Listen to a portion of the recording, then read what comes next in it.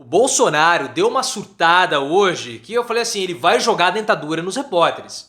Porque ele começou a falar de teorias da conspiração, atacou o Lula, atacou o Alexandre de Moraes, falou que o STF vai caçar o Lula para colocar o Alckmin como presidente, tudo isso antes do Datafolha.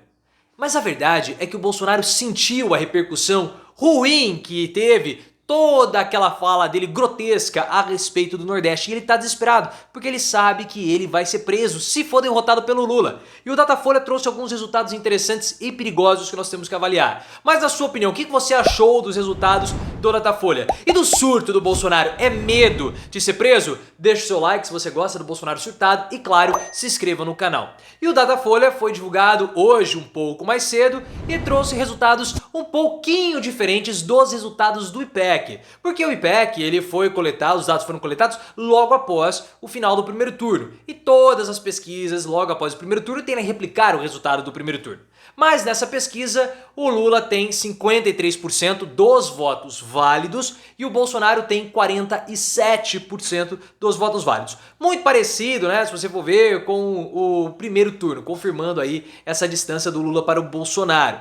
Agora, um dado que chamou a atenção, dois na verdade, a respeito dos votos. 2% de indecisos, o mesmo valor do IPEC, e aí, diferentemente da Quest, que tem 7% dos indecisos. E 91% da população definiu o voto e não vai mudar. E não caiam, pessoal, isso é muito importante, não caiam em bolsonarices também da imprensa tradicional, porque vocês sabem que o Bolsonaro ele está com medo de ser preso, o Bolsonaro ele não pode mais atacar as urnas, então ele vai atacar os institutos de pesquisa. E tem muito jornalista que quer falar que entende de pesquisa e não entende absolutamente nada. E um deles é o Mário Sabino. Mário Sabino que escreveu no Antagonista, escreveu agora no Metrópolis e tem falado um monte de bobagem, inclusive bobagens perigosas, querendo demonizar o Instituto de Pesquisa, mandando a Polícia Federal bater na porta do IPEC. Hoje, por exemplo, cometeu mais um erro.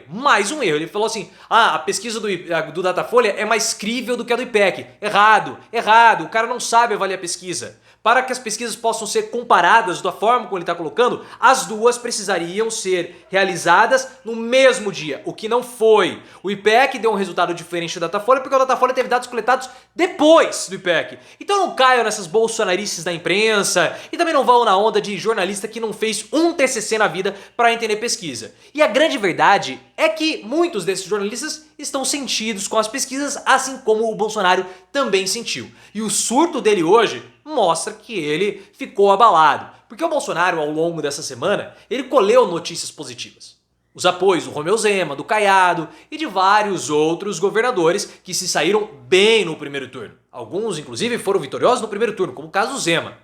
E aí, os apoios do Bolsonaro, olha, temos aí um ímpeto positivo porque não perdemos para o Lula da forma como nós imaginaríamos, né? O Lula, na verdade, só não perdeu no primeiro turno, só não ganhou no primeiro turno por conta das abstenções. Só que o Bolsonaro veio e falou aquela grosseria, para usar uma palavra que cabe aqui no vídeo, né? Aquela grosseria, aquela nojeira sobre o pessoal do Nordeste, associando o Nordeste com o analfabetismo e por isso votaram no Lula.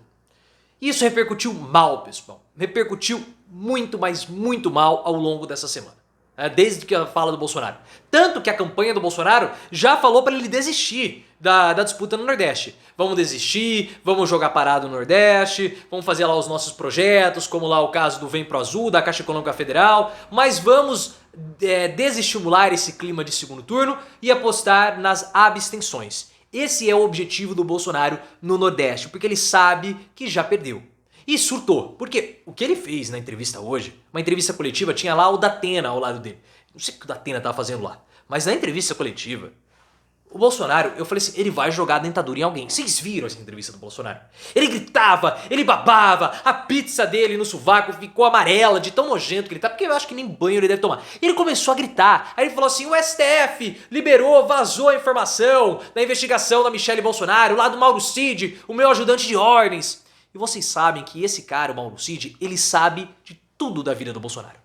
Os dois crimes que a Polícia Federal imputou no Bolsonaro, o vazamento dos dados sigilosos e a associação dos imunizantes com a doença do Cazuza, tinha o Mauro Cid envolvido.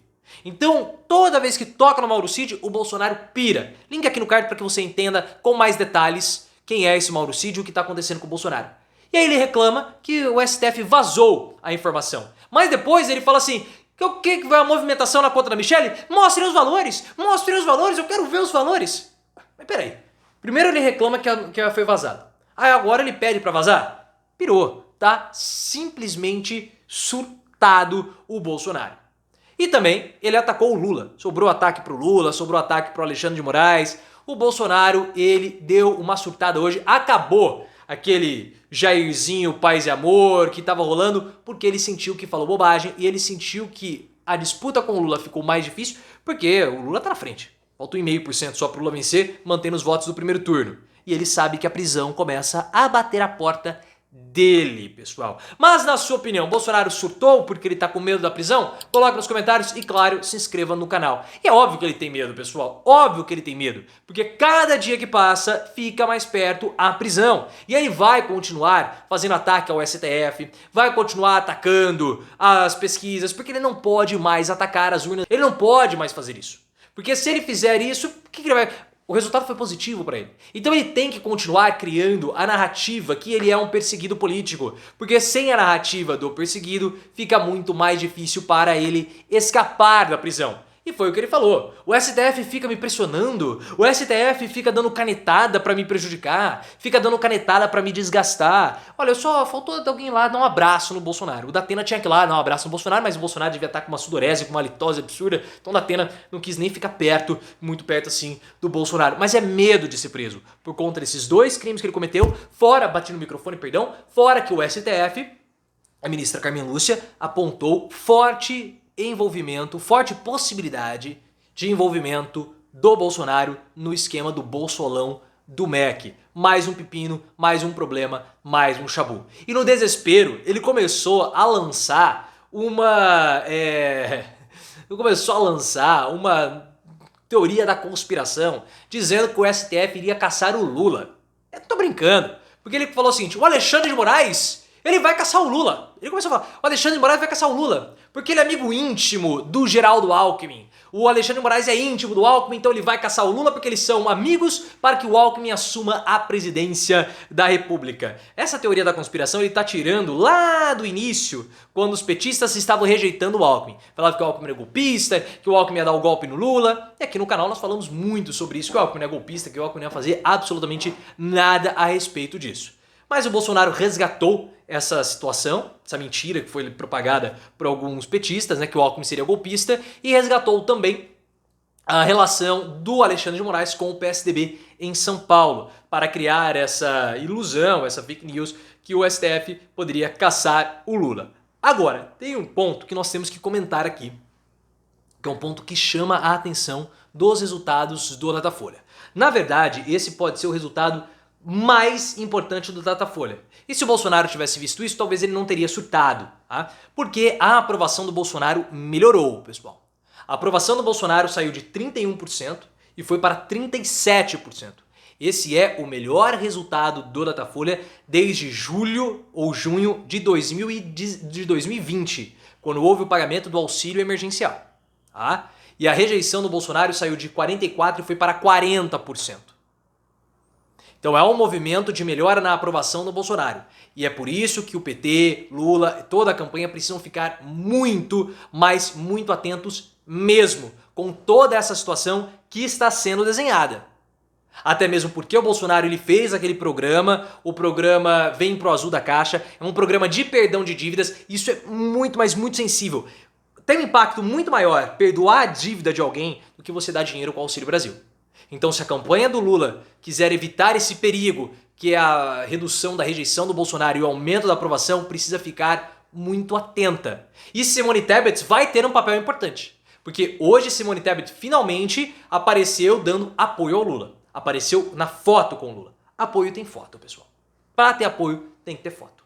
E aí, a Simone disse que vai caminhar o Brasil fazendo campanha para o Lula. Se isso de fato for concretizado, além de Simone Tebet, Lula também vai ter o Eduardo Paes, que é o prefeito do Rio de Janeiro, ali no Rio, principalmente na cidade do Rio de Janeiro, fazendo campanha. Então são dois pesos pesadíssimos fazendo campanha para o Lula. E a Simone Tebet tem um outro papel, que é falar sobre a corrupção, principalmente o orçamento secreto. O orçamento secreto tem se demonstrado o maior calcanhar de Aquiles de Bolsonaro.